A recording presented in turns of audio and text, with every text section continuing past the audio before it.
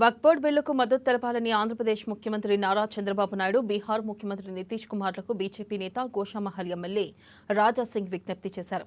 వక్ఫ్ board bill ప్రవేశపెట్టడాన్ని దమ్ము ఉండాలని ఆయన అన్నారు.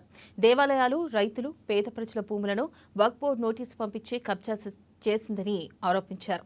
ఇక వక్ఫ్ బోర్డుకు భూములు ఇవ్వాలనే నిర్ణయాన్ని కేంద్రం తెచ్చిన బిల్లు ద్వారా ఆపవచ్చని అన్నారు. ప్రధానమంత్రి నరేంద్ర మోదీ ఒక మంచి నిర్ణయం తీసుకున్నారని అన్నారు. రేపు మధ్యాహ్నం 12 గంటలకి పార్లమెంట్లో వక్ఫ్ బోర్డు బిల్లుని ప్రవేశపెడుతున్నారు. నేను టీడీపీ పార్టీ ముఖ్యమంత్రి చంద్రబాబు నాయుడు గాని, అదేవిధంగా జేడీయూ ముఖ్యమంత్రి నితీష్ కుమార్కి గాని, ఇద్దరు ముఖ్యమంత్రి గారికి మరీ రిక్వెస్ట్ చేస్తున్నా.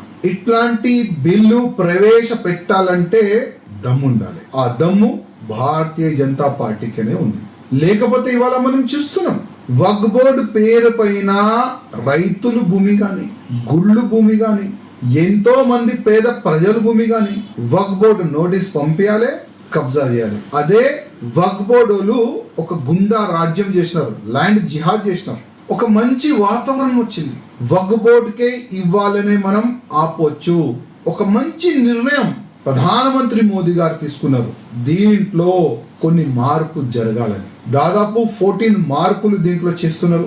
ఇది అందరికి మంచిది. నేను నాయుడు గారికి, నితీష్ గారికి ఒక మాట చెప్పాలనుకుంటున్నా. ఇవాళ మీరు ముఖ్యమంత్రి ఉన్నారు. ఎన్ని సంవత్సరాలు మీరు ముఖ్యమంత్రి ఉంటారు? 10, 20, 30, 50? దాని తర్వాత ప్రతి ఒక్క వ్యక్తి ఈ భూమిని ఈడ్చి పైకి వెళ్ళాలి, చనిపోవాలి. ఎవరు కూడా ఉండరు ఈ భూమి పైన. కానీ వచ్చే మన పిల్లలు, మన ఫ్యూచర్ మనకు యాద్ చేయాలి. అరే మా పెద్దోళ్ళు వక్ఫ్ బోర్డు ఒక బిల్లు ఉండే, దానికి ప్రవేశపెట్టడానికి మా వాళ్ళు సపోర్ట్ చేసినారు. అట్లాంటి డేంజర్ ఒక చట్టం ఉండే, ఎక్కడంటే అక్కడ నోటీస్ పంపించాలి, ల్యాండ్ కబ్జా చేయాలి. అట్లాంటి ఒక వక్ఫ్ బోర్డు అని ఒక చట్టం ఉండే, దాంట్లో మార్పుల గురించి మా పెద్దోళ్ళు సపోర్ట్ చేసినారు. ఒక మంచి పేరు రావాలంటే